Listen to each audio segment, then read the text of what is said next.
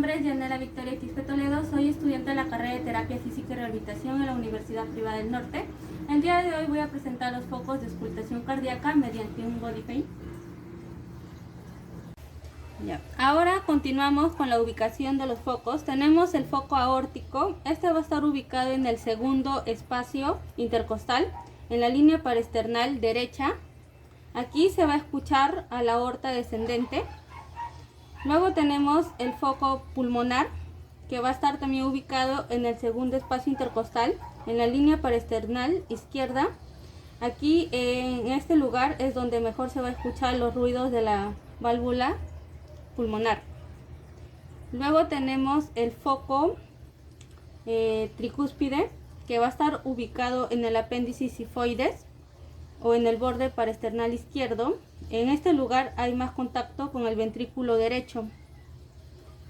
El último tenemos el foco mitral.